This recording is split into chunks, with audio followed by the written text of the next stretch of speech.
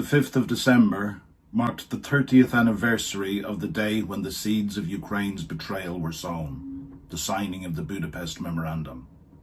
That agreement was signed originally by the United Kingdom, the United States and Russia, and in return for Ukraine giving up the world's third largest nuclear arsenal unilaterally, they received assurances, and many would say guarantees, for their territorial integrity. Now, in 2014, it is clear that Russia spat on that historic document by annexing Crimea illegally and by the invasion of Donbass in the east of Ukraine. But it's got to be said that the United States, the United Kingdom and other Western allies sat on our hands and we let the Ukrainians down. Now, in retrospect, that was not a good agreement. It was not watertight, and it may very well have been a case of, did the Ukrainians read the small print?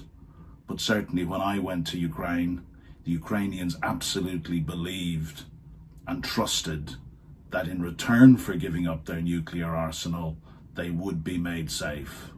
My reading is they were both coerced into it and they were conned.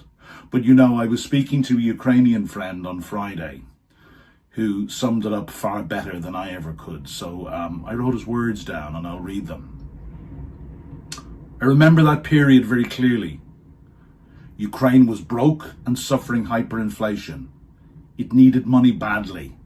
The US and Russians were in a love fest, twisting Ukraine's arms to give up the nukes in exchange for badly needed funds and some technical assistance programs. The Russians argued the nukes had to be in reliable hands and Washington acquiesced. Just goes to show what happens when you're down and your friends are in bed together.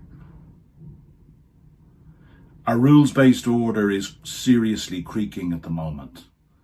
If it's going to survive, the free world of democracies needs to do far better than the Budapest Memorandum of 1994. We await to see what comes out of the Donald Trump presidency, but any agreement which forces Ukraine to cede land for an uncertain peace, and that is land which has been taken by force, whole cities have been leveled to the ground, and civilians have been murdered, raped, tortured, and children kidnapped.